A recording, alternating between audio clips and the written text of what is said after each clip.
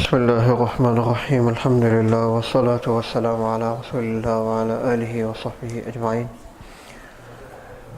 Continuing with the tafsir, inshallah. Allah says, وَلِمَنْ خَافَ مَقَامَ رَبِّهِ جَنَّتَانِ. For those who fear standing in front of Allah will be two Jannah. Why two? Why the number two? There are many reasons that are given. A person, he has one thing, but he likes to have another one as well. So I've got one car, I don't mind another one. I have one house, I would really like another one as well. So that is the place of the wants. Another reason could be that a person publicly, he can be very practicing. Privately, is he actually practicing?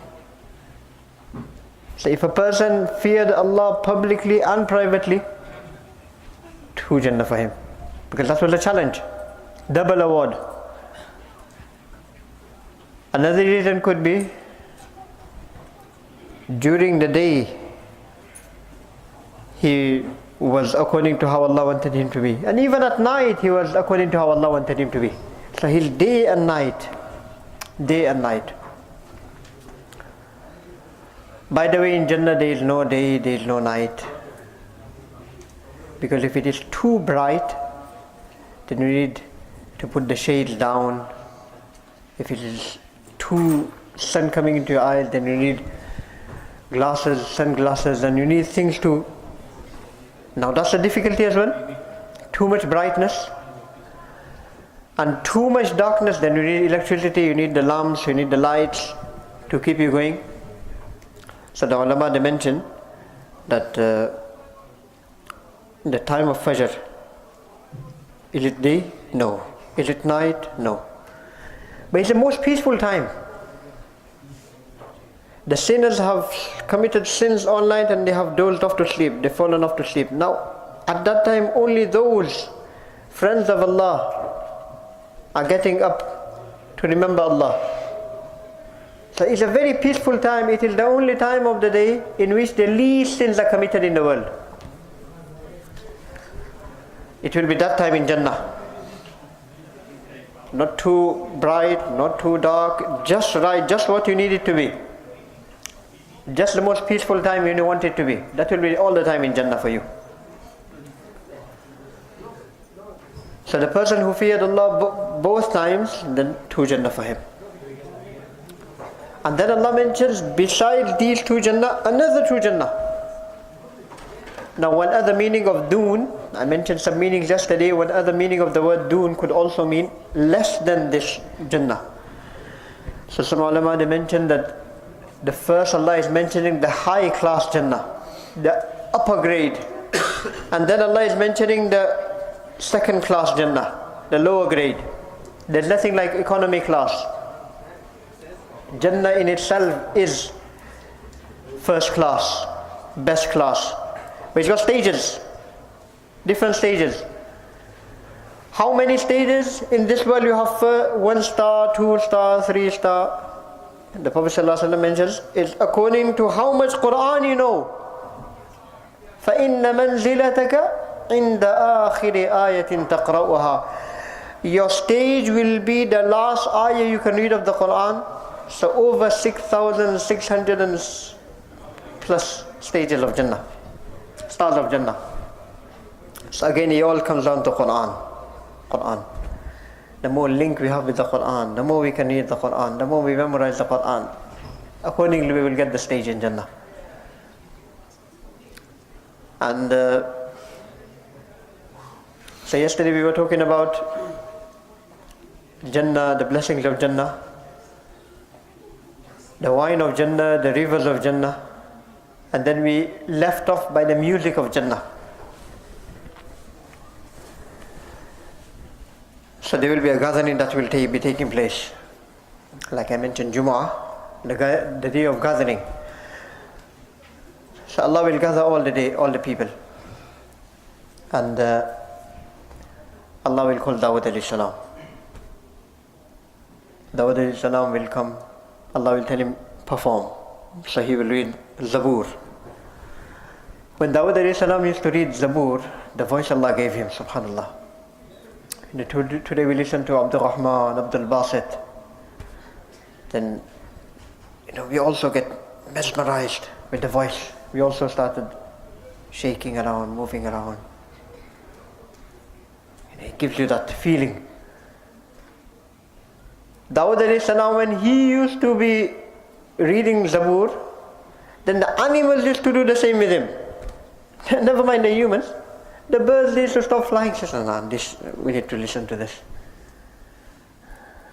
Now this is beyond our imagination. How is this possible? Ya jibalu awwibi ma'ahu wat-tayr. Even the mountains used to listen to his Zabur. Imagine.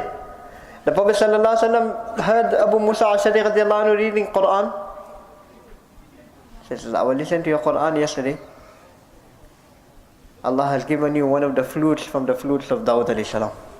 The voice Allah has given you. So Allah will call Dawud alayhi salam. He says, okay, come on, read. Then Allah will ask for feedback. How is it? So, wow, what can be better than this? This is one of the best we have ever heard. He says, okay, we've got something better for you. Allah will gather the hur of Jannah. They will be singing. The birds of Jannah will be chirping. The breeze of Jannah will be blowing. Imagine the scenery. Unimaginable. Jannah is not something which we can imagine. We can get a rough idea. Allah says in Surah Al-Sajdah, فَلَا تَعْلَمُ نَفْسٌ مَا أُخْفِيَ لَهُم مِّن قُرَّةِ أَعْيُنٍ. Nobody knows what we have hidden for them. It's a secret. You can think, you can have a fair idea, but you can never imagine the reality of it. So then Allah will say, how was this? So wow, what can be better than this? Then Allah will call Muhammad sallallahu alaihi wasallam. Read some Quran. The Prophet of Allah will be reading Quran. Subhanallah. What a recitation. When is me reading Quran? When is you reading Quran? When is that Prophet of Allah on whom the Quran was revealed? Imagine his recitation. وَفِينَا رَسُولُ اللَّهِ يَتْلُو كِتَابًا. There are some poetry of Abdullah ibn Rawaha radiallahu anhu in Bukhari.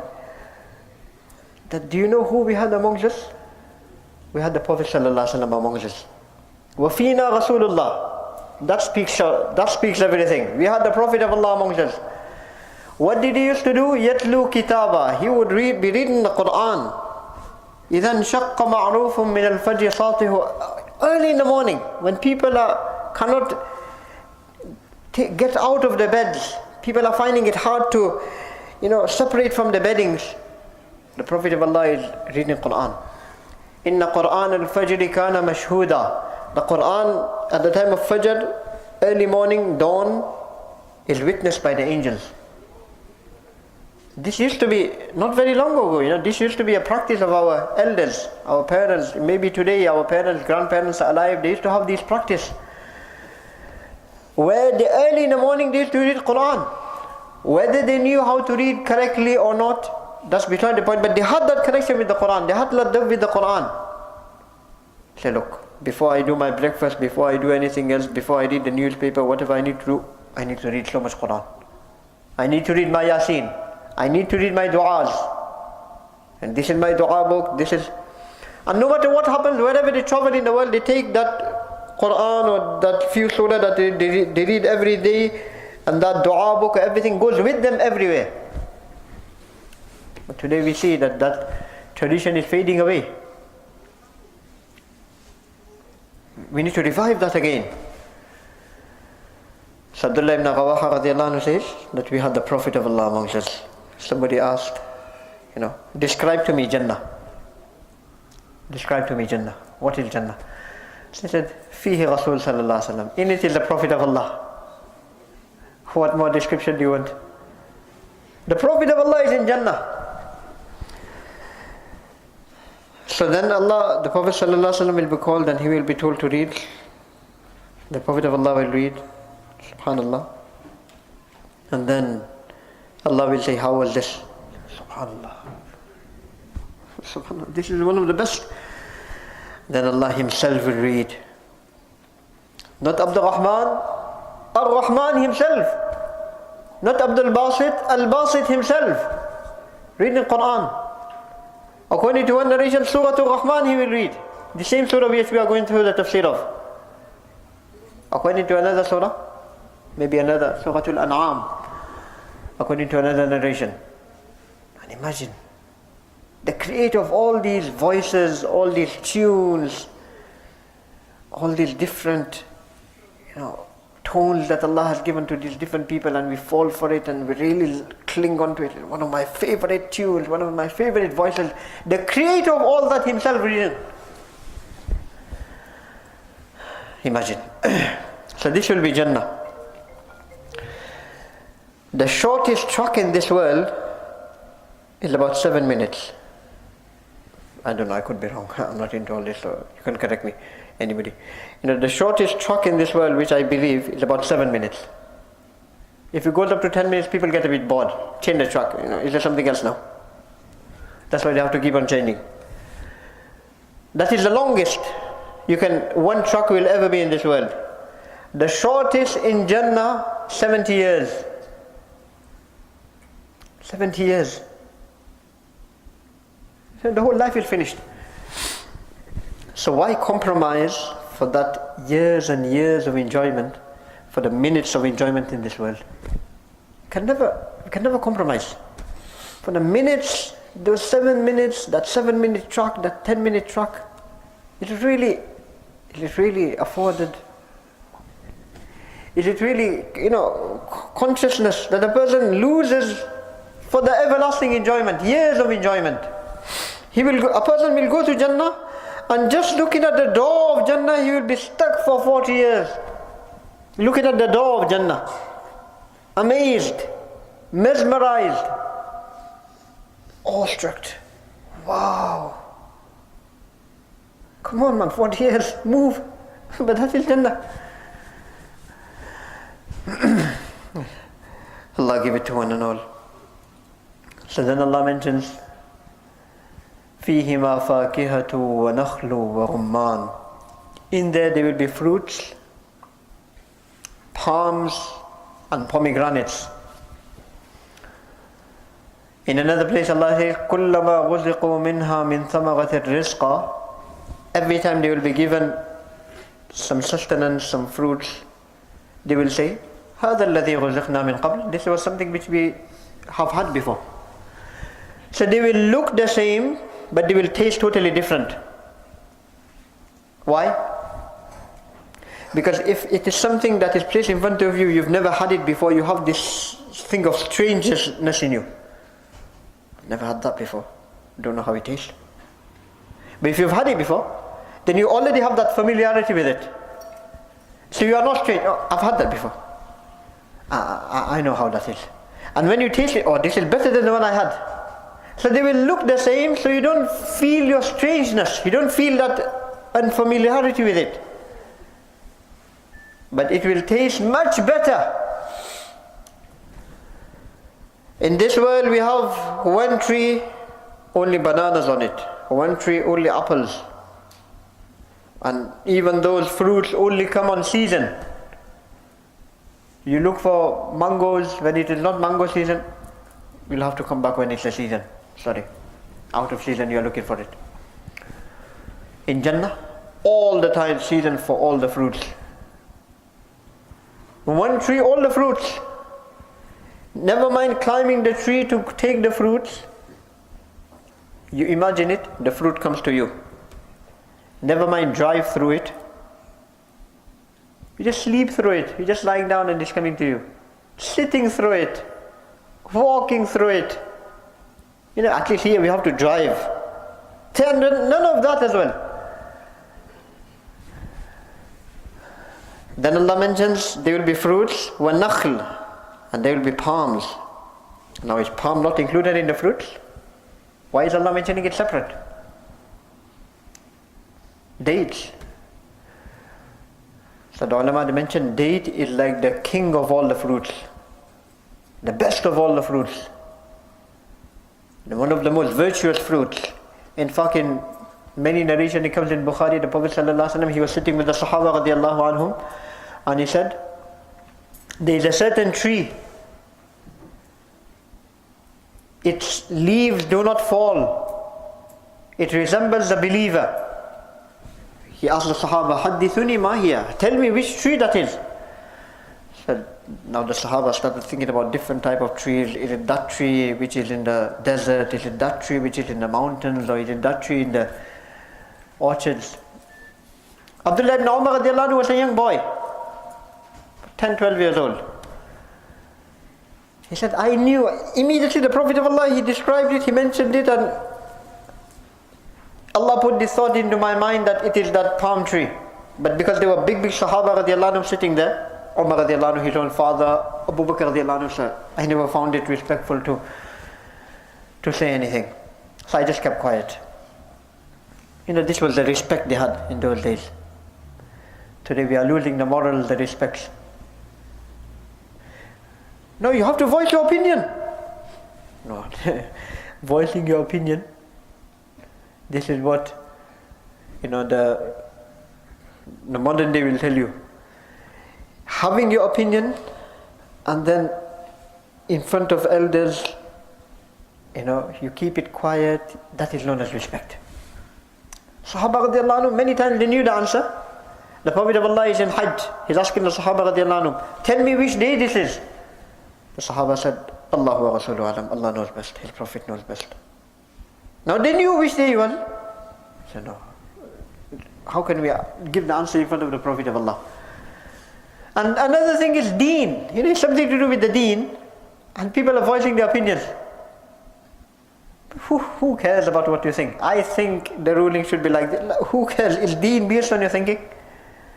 And that's become a trend nowadays. But many people, they read a few hadith here and there, a few tafsir here and there, attend a few classes, courses here and there, online things, and then they say, but my research, who cares about your research? Is deen based on your personal research? Is deen based on aql? Or is deen based on naql? Something to think about. So it's not about what me and you think. It's about how the Prophet ﷺ, mentioned the deen, how the Sahaba understood the deen.